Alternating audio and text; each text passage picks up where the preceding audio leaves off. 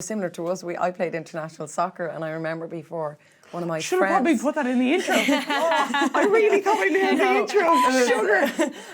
Sugar. Play-by-play on Sports Joe and Her, brought to you by AIG, in support of 20 by 20. Hello and welcome to another episode of Play by Play. I'm Jenny Murphy, and with me on the panel today we have former Dublin footballer Louise Kelly. Louise, thank you so much for coming on the show. You're very welcome. Thanks for having me. We'll get you into all your accolades and stuff in a minute. We'll just do the full intro of everyone first. And also on the panel, current footballer Lyndsey Davey. Thanks for having me. Your throat sounds good. You sound remarkably fresh. Not really. It's improving, but it's on the mend. Because you both have cause for celebration. So we talked a little bit on the live show last weekend about All-Ireland build-up, and you've got another All-Ireland in your back pocket now. Congratulations. Thank you. But we'd be remiss to not talk about Louise. She's got now, this is her 11th club championship medal. With Ballyboden. Player of the match as well, you were telling me. Yeah. Still got it. Yeah. But we'll just move on. We'll go back to the All-Ireland 3 in a row candidate. Listen, they're both impressive. So we're going to talk about both of them anyway. It was great. It was good celebrations as well. There was great pictures after that game as well of kind of the former Dublin players. Oh yeah. The Louise kid as well, with Peregrines, and like with all their kids after the game. I thought like it was lovely. It was very nice. Yeah. Because you guys played together. So obviously you've been playing with the Dublin women's the lady football team for more than half your life, maybe for 15 years. Well, exactly half my life now. Oh my 30 gosh. this year. So I was 14 initially when I came onto the panel, and then 15 by the time I got my first kind of start. So and back 2004 with Louise, I just don't know where the time has gone. It's kind of scary. Yeah. Oh, well, how do you feel about that? Yeah, well, I was probably 20 then, so we were... Yeah, no, listen, it was great. There was, for us then, Dublin football had only kind of started to make All-Ireland. We'd only won Leinster for the first time in 2002. And then we were beaten in the All-Ireland semi-final. And then 2003, obviously, we won Leinster again and made the All-Ireland final. But we were beaten again narrowly by Mayo. But then there was a changeover of management. And then new blood gets brought in. And a lot of questions are asked the senior players of that. But for me, it was great to have two nippers and Lyndsey and Sinead inside me. So I was 25 or 26 at the time, and these two young ones that wanted every ball, it was brilliant, you know. So you don't have any fear, I think, when you're going in, because you don't know I guess when you haven't experienced heartbreak of losing those big games, there's nothing to worry about. You just play the game. Is that how did you find going into that senior? I was extremely intimidated because I was still playing 16s and minor at the time, and I went in, and I suppose when you're 14, 15 years of age, and then you're playing with these grown women, and their skill level is far better than what yours is. And then I remember doing drills, and I was just totally out of my depth.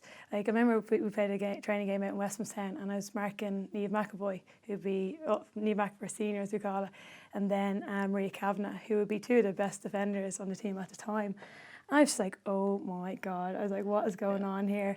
So I remember saying to my parents at home, I was I can't do this. I was I'm too young to be in here. I want to just focus on my 16s and minor, and then hopefully in a few years I'll go back.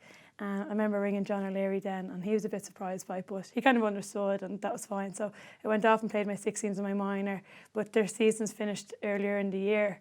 We were probably done by, say, big end of May, beginning of June. And he asked me to come back in, and I don't know kind of what happened then in my mindset. I remember Martina Farrell coming over to me and kind of welcoming me back and saying, we're delighted to have you. And I suppose I just kind of built more confidence as I went on, and then I ended up getting my first start kind of come the All-Ireland quarter-final. So in a short space of time, I suppose I just started to kind of believe myself, and I was getting so much support. I remember with you, I would have gone really well with you when I first came in, and just having kind of the older players kind of make you feel a bit more welcome. You kind of get a bit more confidence in yourself, and so I haven't looked back now. She never looked like she was out of her depth. I felt it. But we used to have massive challenges then every game as it went on with me and Niamh McAvoy would have massive competitions.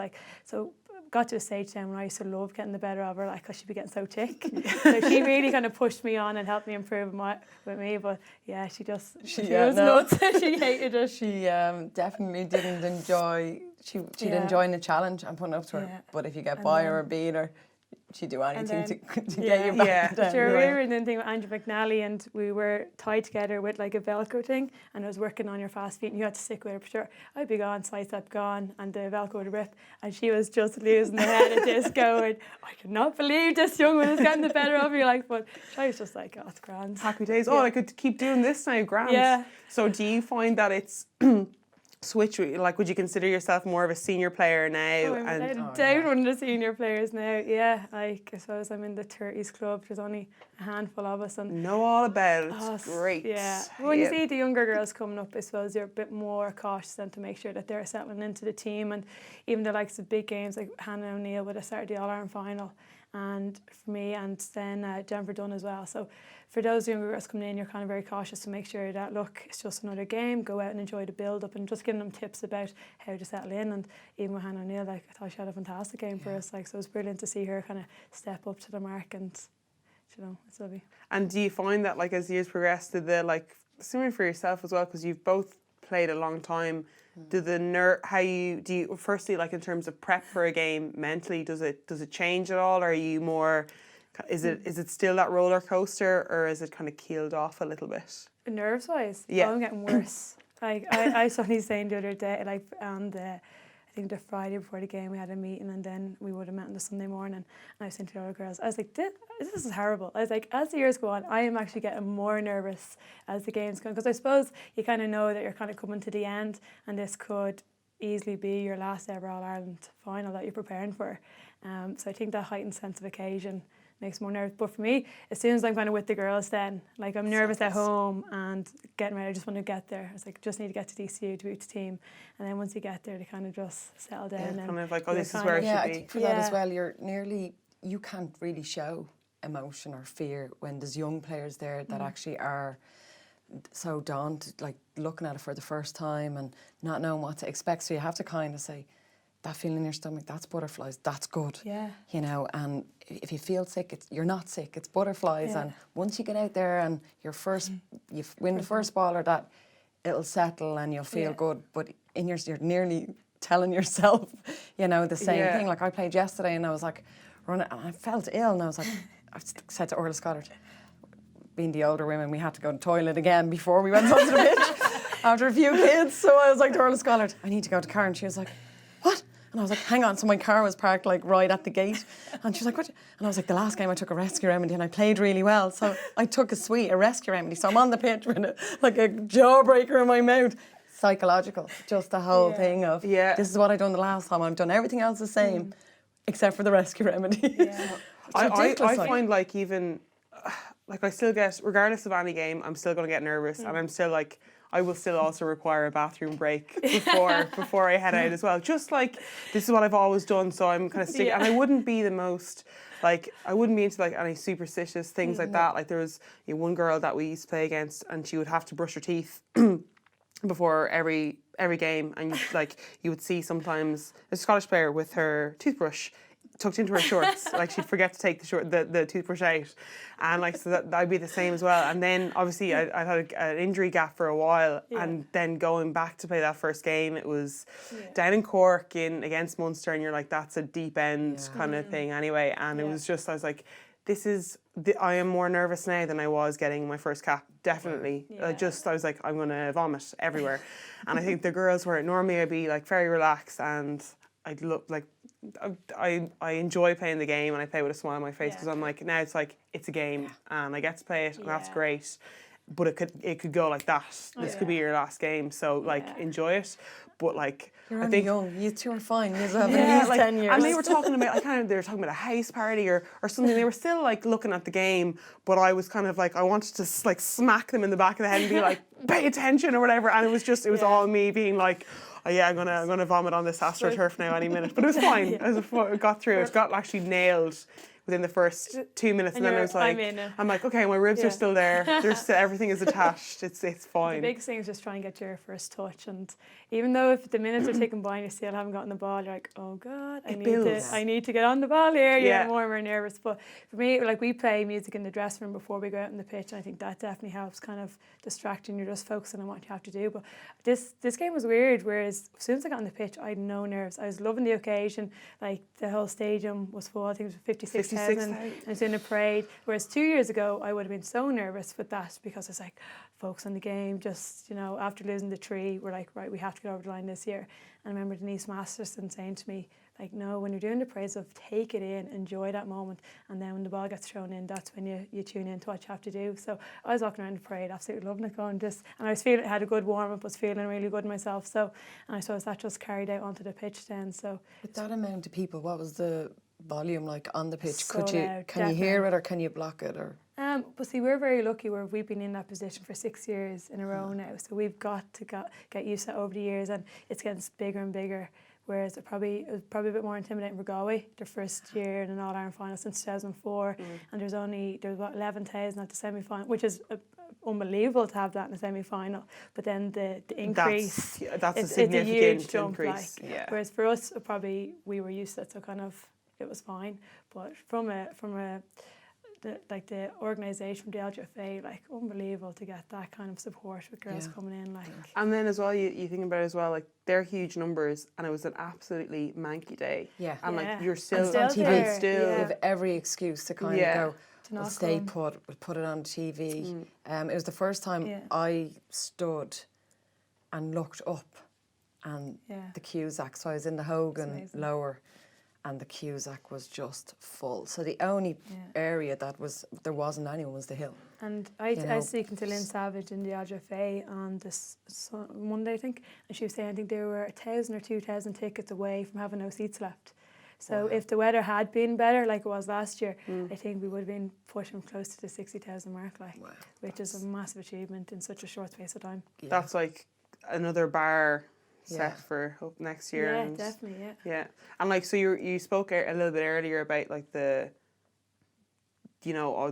might be my last time doing it, is it? Well, it's so hard now because you're right in the buzz of celebrations and stuff, so you can't probably make A decision. the decision. Not, yeah. Whereas I think this year probably more so than ever I've had, so you're retiring now, and I was like, I've no idea. We'll see what happens. It's not a time to make a decision like that now. And even last year when they said, look, I don't know what I'm doing. Oh, she's considering retirement. It's not. It's just that I just haven't even really thought about it. Thinking about it. Yeah. You're just kind of enjoying the moment and the massive achievements and this sense of occasion. But what I will say, it is very hard to make that decision as well because things are going so well. The sport is going it's getting better and better, increasing, in terms of the attention that we're getting. And I just think the bond that we have within that team, I've been playing for a long time, but I'm still really enjoying being part of the setup. And I think there's a massive, just like one big family with the management and the players, like everyone, it's a really close-knit group. And I think when you're going training and you're having the crack as well, it's very hard to kind of walk away from that. I think that's the point, Lyndsey. It's because of the attention that it's getting now, and obviously then hopefully sponsorship will increase.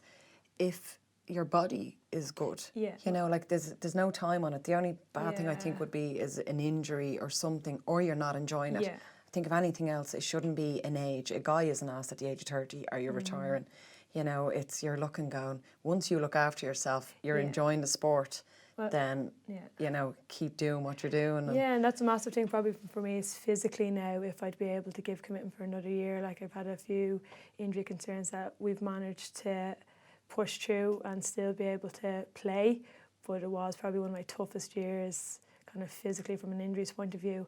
And then even like I work with Paul Clark and Alan Work, and he would have been involved with the men's setup, and he says the same, like you're a long time retired, if your body still allows and you're enjoying it, keep going for as long as you can. So, but I suppose from a commitment point of view, the commitment level is you're out 4 or 5 nights a week, and for me when I'm trying to work 12-hour shifts on top of that, it's tough, but in fairness, if you want to do it, you make it work, like. And like I think for me the enjoyment is such a good, it kind of nullifies a lot of the the negatives to it, like as in like you don't have a social life for the most part, and you miss so many of your best mates and your family's occasions, and you're kind of. But then again, like you said, when you get to work with a group of girls that you love to bits, it's kind of, and then you get to experience big days like that. It just. And especially when you get to go out and celebrate as a team after such a massive achievement as well. Like there's some of the best sessions, that you'd be on. And like even last year we were very lucky to go on a team holiday we went skiing.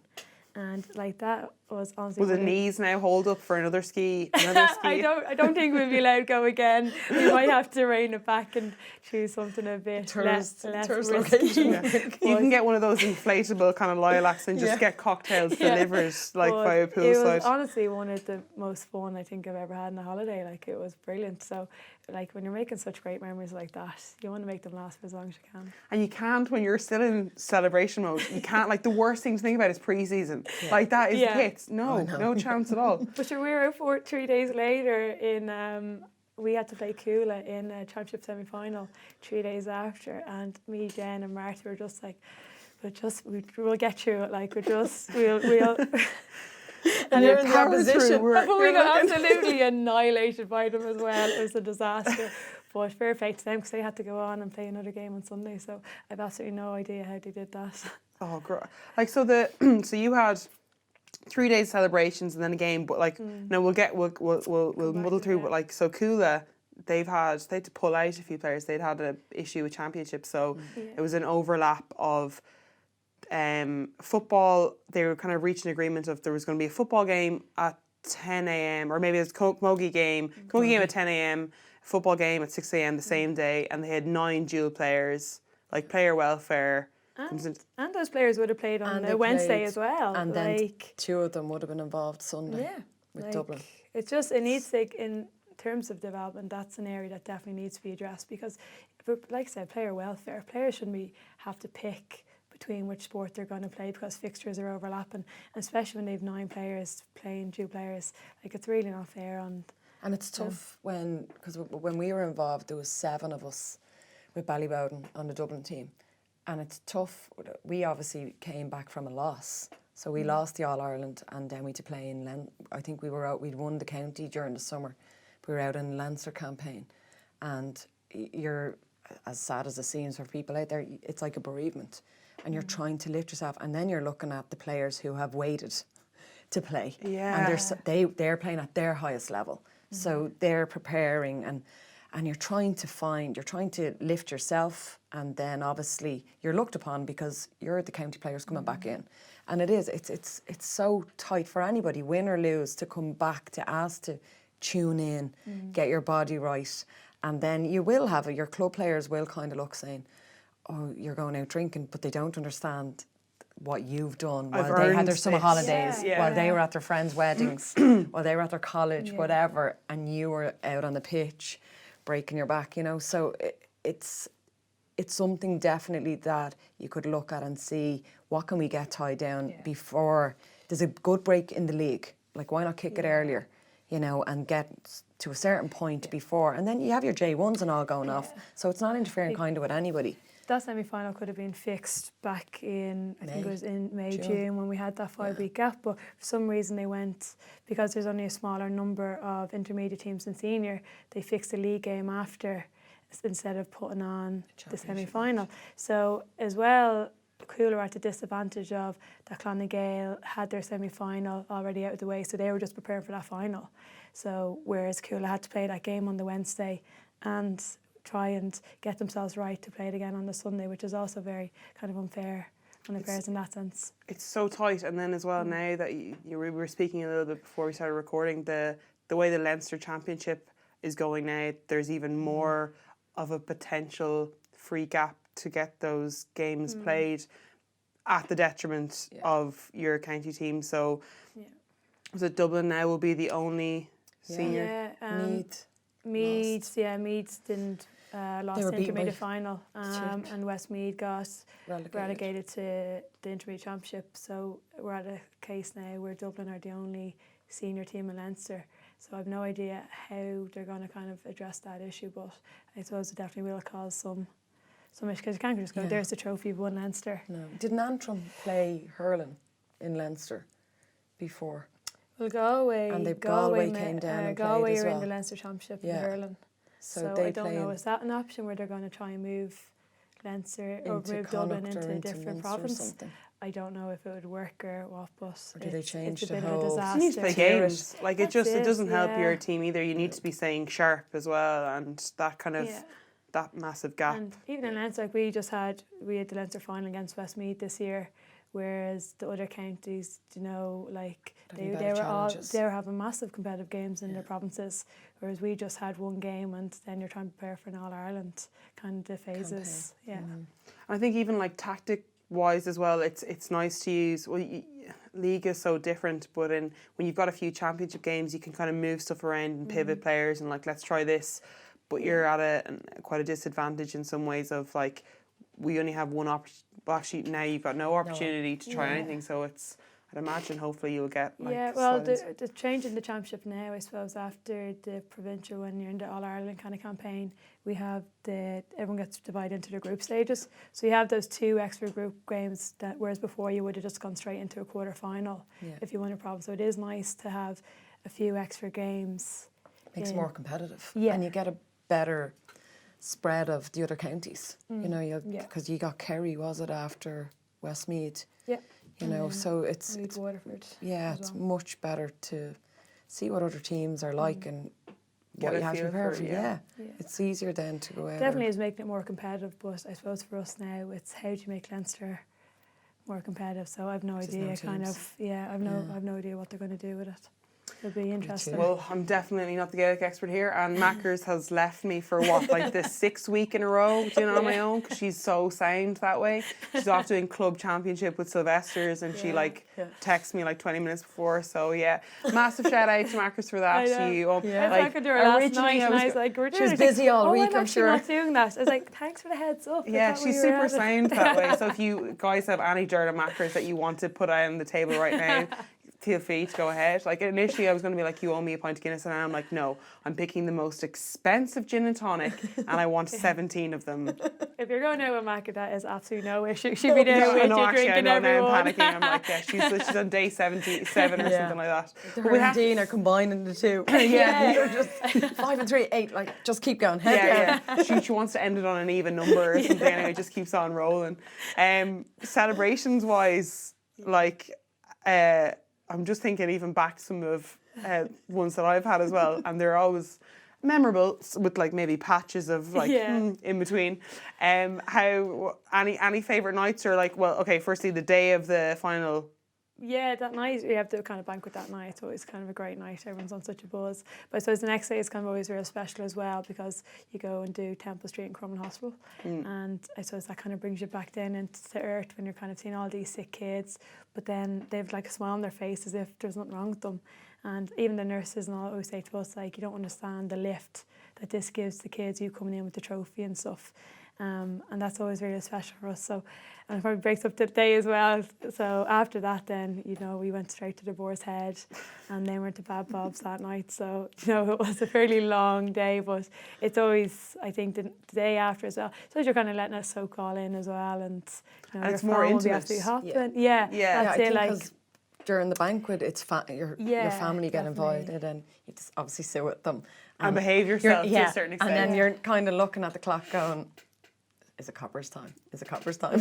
And then when you get in there, it's just mayhem, because everybody, your friends then meet up with you, because they obviously don't go to the banquet because they don't want to pay €40 for a ticket. And then Copper. So it is. Well, like the Boar's popped Head into was the Boar's very Head this intimate, year. I left and I was very sensible, drove the car home, but you can just see, and it's lovely. Like, I obviously just sit back. It's nice for me because 2 of the selectors are Ballyboden girls. So I kind of feel a little bit normal and within my age group when they're around and I can sit with them. But when you're walking away and just looking at them as a player, I stood back and looked at them, and they're such a tight-knit group. And they do all look after each other, and they are the best of friends. But when you see them in that mode, you know it's just Crazyville ahead. You're looking going, God help, Yeah. where they're going. The amount of sherries that will be drunk We today. we had a lovely team bonding actually a few weeks. I think it was before the semi or after. It's No, just we went after, was it? kayaking on Yeah. the Liffey, and there was this boat then with these 3 lads and a guitar and a speaker, and I have no idea where they came from, but obviously it was organised, and we kind of kayaked up the Liffey, and then I think we were under O'Connell Bridge, and we kind of all tied in together on this big rope, and we were singing under the Liffey with the lads and the guitar, and it was absolutely brilliant. And you're kind of like, is this actually Surreal, happen? Yeah. But those same lads came then to the Boar's Head on the Monday night with the guitar, and we're just brilliant. banging out the tunes, and it was lovely. Like, you know, there's such a great atmosphere, and everyone's on such a high. And like I said, it's close knit. It's just the players and the management there. So, Is there any talented musicians or singers on the squad? we used to. Yeah. There, Katie Murray, and Yeah, these Katie people. Murray used to bring her guitar. She brought skiing. Yeah. She's brilliant in the pub and that. And she get up on stage and kicked the I think it was in Malahide last year in Gibney's. She actually kicked the musicians off the stage, and she went up, and they were getting so annoyed because we were all getting up and having a better crack with Katie singing than the other the band. talent. Than the people that were paid to come and entertain Yeah. everyone. But yeah, she was brilliant with the guitar. There was a There's someone few. playing the piano tonight in the Ballsbridge Hotel, but I think it was one of the I think it was Clonwera Owen- girls. Was that Owen Merchant? Was it? Yeah, I think. I love the way the memories are kind of like blurred. We've only got the one musical talent like Anna Caplice, who does like a mean Christy Moore on the ukulele, but she gives it like proper Christy Moore, like Brilliant. gives it socks. And then other than that, everyone, I'm so sorry. We have a few I'm- tires. like Noelle there's Healy trying to bang out a tune. Oh my God. so she's like more enthusiastic Anna's a than good rapper. yeah. Anna's a good rapper. Hannah. Oh There's a God, few, yeah. yeah. We had one time we got back from the Well, Macker's actually a great singer. Well, no Mackers is well, not. singer in But she terms know- of the yeah, songs. she'll get the I songs think, out. She She knows knows all the the words. lyrics and She she's gets the- loud. Yeah. No, all she's you passionate. need. She's passionate. Yeah. Yeah. But Macker, like Mick's always mad to get Macker saying, "Go on, sing that song again," and we're like, "Mick, stop!" Like, there's too many people here to be singing these kind of songs. Like. No, she can light a fire and get Oh, she's everyone to. brilliant. Yeah. We had like Lynn Cantwell, who was also not a good singer, borrowed aggressively a guitar off a busker on Grafton Street at like late one, like, and she only had one shoe at the time. So Lynn was kind of like slapping the guitar with no rhythm, no talent, and just like, actually, I'm going to cut the story there, but it was dire. We'll keep PC. Yeah, she got no money, didn't get even enough for like 20 minutes parking. The busker gave her money. Oh, no, he was kind of like, she was so aggressive with his, that nearly sounded very the wrong. Yeah, I'm just gonna cut and move on. Yeah. So we all Next have one's up. great times and fantastic, and it's like rollover. You guys like managed to do like a couple of days on the sauce Yeah, Blue well, light, was mine were nipped short, obviously, because of the because of the semi-final. and work as well. How No, is fairness, I got work right. I was actually meant to go in for a night shift on the Wednesday after the game, and then they contacted me to see if I needed it off. So I was like, yes, absolutely, I'll be taking you up on that offer. So I went back to work on Saturday, and Paul Clark was back in as well.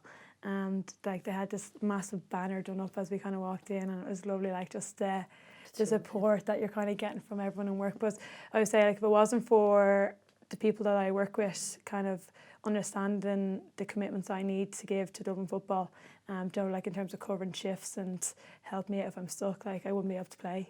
because do you find the training, because anyone that doesn't know firewoman, does the training help with like what you do, or do you do extra, like is it I suppose playing with Dublin, like being involved in team sport, was definitely instrumental in helping me get the job, because the skills that you learn on the pitch, like, you know, teamwork, communication, leadership skills, they're all the key attributes of a firefighter. So like when I was in the interview, like half it was you're going on about your experiences, and it was all linking back to football, you know, which is, it's mad when you think about it. But probably now it's probably posed more of a challenge, because if you're working a 12-hour shift, be it day or night, and then going to training after, there's days when you can just be absolutely drained. And look, even I don't know how Noelle Healy has managed to work as a doctor down in Cork, and then be trekking up for training and stuff. Like, it's, and look, I know in Dublin she's an exception to the rule because we're very lucky where we're based that everyone kind of lives in Dublin,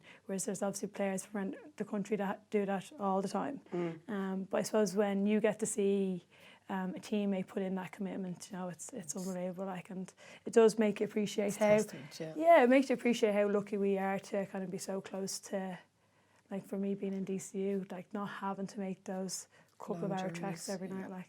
And it all adds up as well, that like that even hour, 2 hours of like, that's eating into your recovery time, and if you're not rested, I know that I'm an absolute bear if I'm like, I don't get my 8 hours anyway. And then especially if I'm playing and stuff, I have it in my head that like, no, I need to be in bed at this time where I have and you're just more prone to injuries and stuff like that as well. Yeah, definitely. Like I'd finish it, sometimes I'd finish a training session and then I'm running out the door to go and work a night shifts.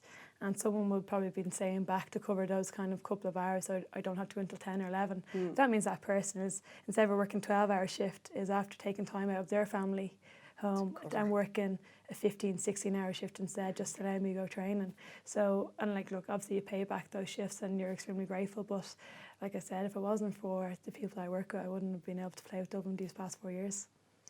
No, it's like, and again, it's like that team sport and everything. So, and do you find with Ballyboden that, do you have, because I know like Natalia Hyland and some of those girls, they all played there before, and then some of them are, you know, tip based and then travelling, I think, like we would have getting a good few of the country girls, and we wouldn't have winning without them coming on board, because it's just a different element. And obviously the team then just grows a little bit stronger, but you're waiting for the younger kids to catch up on that. But I think for us, the girls are kind of up during the week. For club level, there's a big sacrifice as senior, obviously, and even when we were playing. But when we were playing, it was county as well, so you just felt it was 7 days a week, because you had to show your face. So your nights off was toddling up to encourage the club players to keep going and just letting them see you were still interested in what they were continuing to train for while you were training out.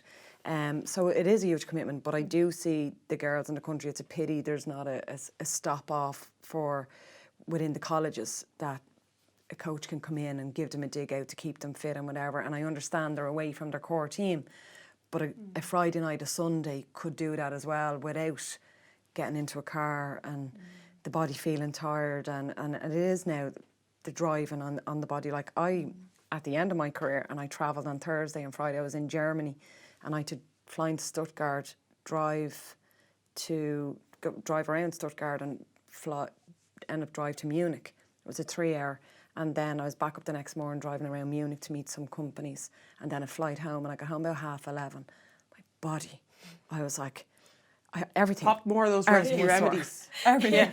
And I was like, we had a kick around the club, and my little one had academy at 10, so I was bringing the youngest to academy at 10, because I was training on the pitch beside her at 11, and Mick was gone up to the hockey pitch with the 9-year-old, because she had an under-9s game, and I was just like, and I literally looked like I needed a hip replacement.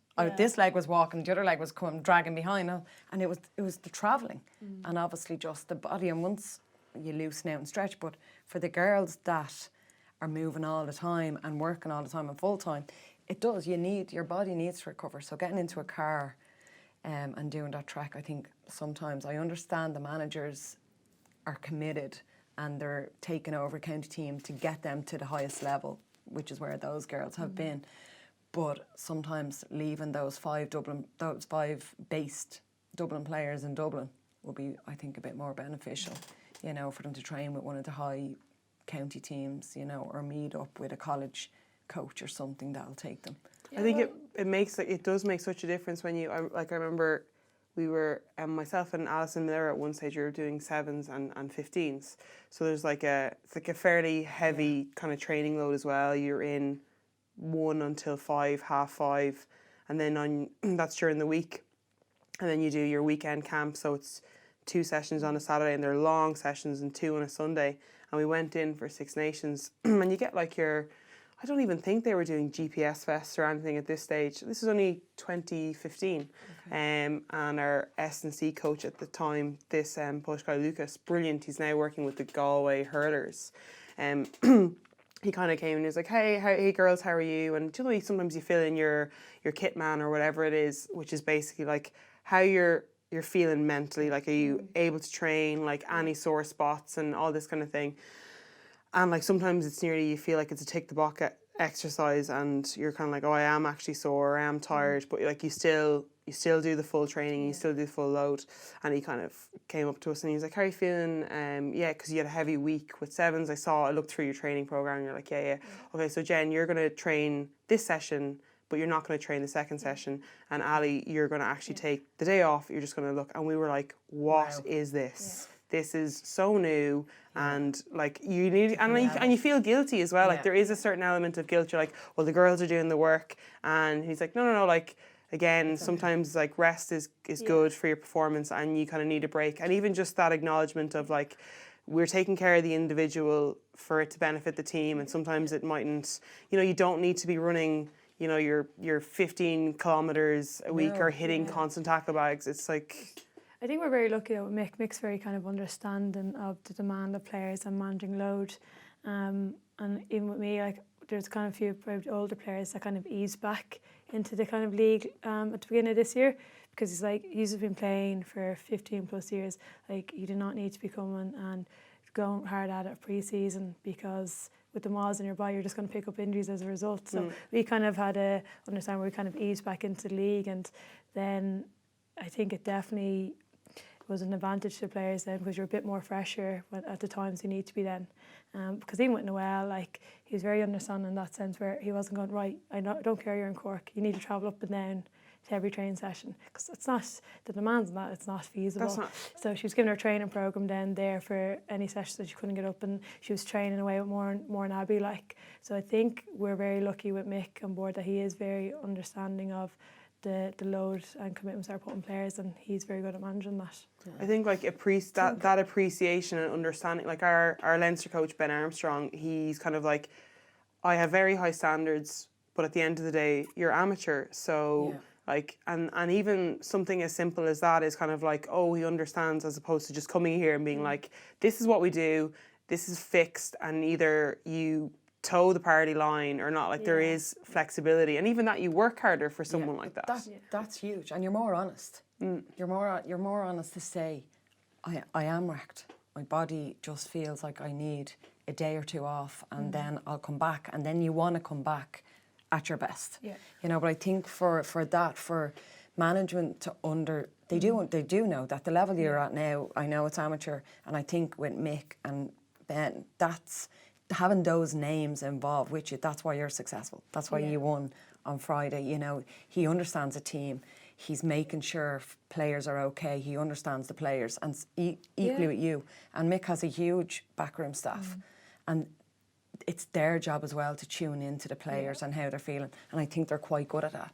You know, and if it's a day where you had a bad day in work, or I know Emma McDonough has a little girl, or you know, like there's other things happening there. And if people are tuned in to the bigger picture, it's way better, like long term for the success of the team, I think, and the players, and the likes of Lyndsey and that, and Sinead, not to pick up silly knocks or injuries that could have been avoided. That's so good, I suppose, the management integrating, you know, like interacting together, and there being good communication between them. Obviously, Ken would be our strength and conditioning coach, and he'd have kind of everything planned to a T, right? This is going to be a high intensity week, it's going to be a lot of load in the body, and then it's going to taper down, obviously build up to a match where we have a deload week.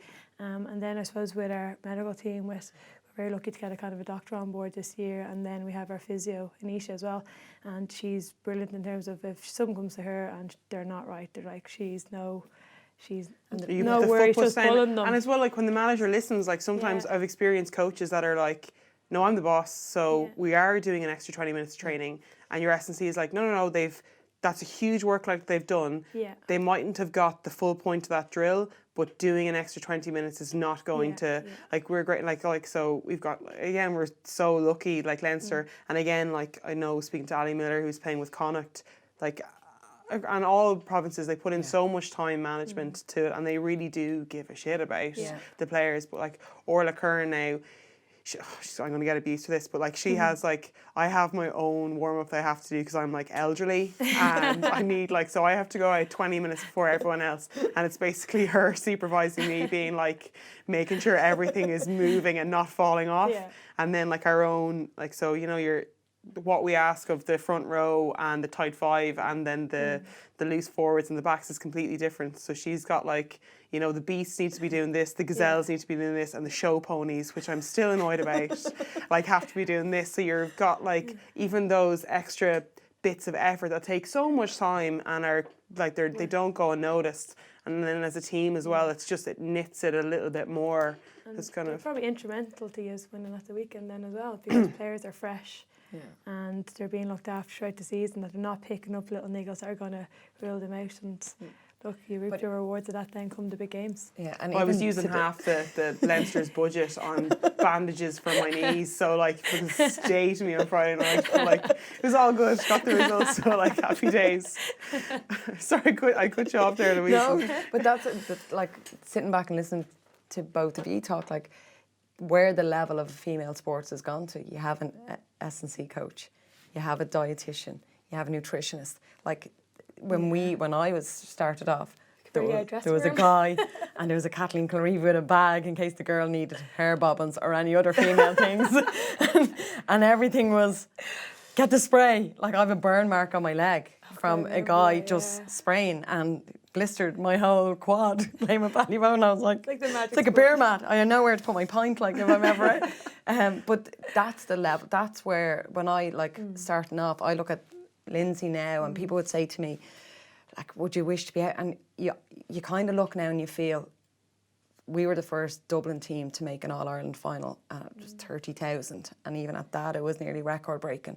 But you feel now, for my kids, Layla is 9 and her favourite player is Lyndsey. You're only saying that when Lyndsey wasn't here. I know. You were saying it was Lee McAvoy. Like I'm serious. You're like, it's really Hannah O'Neill. No, Freya, the 6-year-old, is Hannah O'Neill. And Hannah is a kid coming up. She's brilliant with the girls. And I said to Freya, did you ever see Hannah play? No, she's gorgeous, man. You know, and in fairness to Hannah and Goldie, they brought her up for the cup and we don't even know how she got up there, but she's in the middle of the two. But I kind of look and think, we part of the breaking the barrier down and people actually respecting that it's not female sports, it's Gaelic played by women, but it's getting it to that level and getting people to understand that and wanting their children to go down the road. Sure, it's funny you say that now as well, because in 2003 would have been the first time Dublin got to an All-Ireland, and before that all my family from Waterford. So any All-Ireland finals I would have went to in the past would have been to support Waterford. And then it was the first year you got there, and Amy Brannigan from our club organised the team to go in and watch. But I think it was like probably one busload of us went in to support, whereas now over 500 kids from the club from Skerries came in to watch us at the weekend.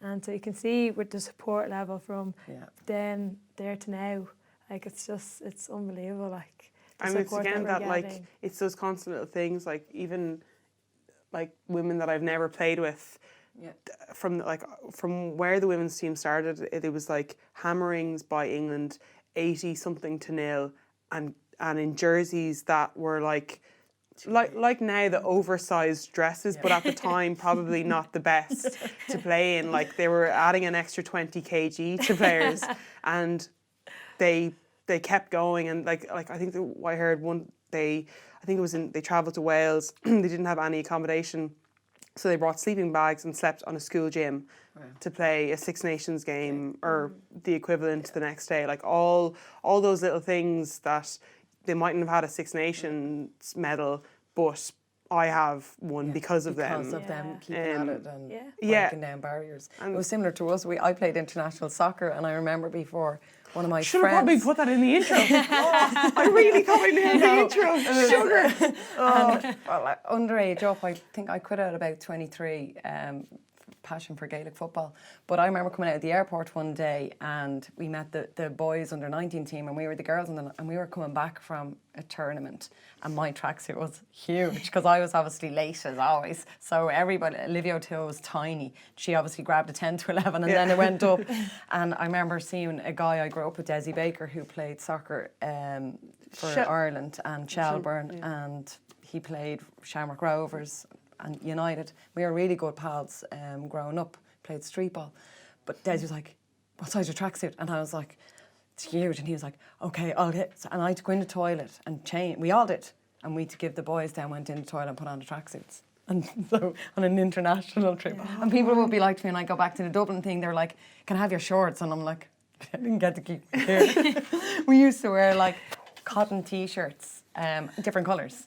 And they had the printed on FAI thing, and every day in a tournament, like the captain would go in, red T-shirt today. So there wasn't even green, white and orange. It could have been anything. Fruit of the Loom. This was Penny's Finest, whatever it was, bargain bucket. Yeah, and that's what we did. But when you look now, it is fantastic. I hope my kids and my nieces are playing in Kill, and I to introduce them to just like the fact that I'm able to go out at my age and play a game competitively. That's like, I think Gaelic for Mothers is great. It's a great platform to introduce women.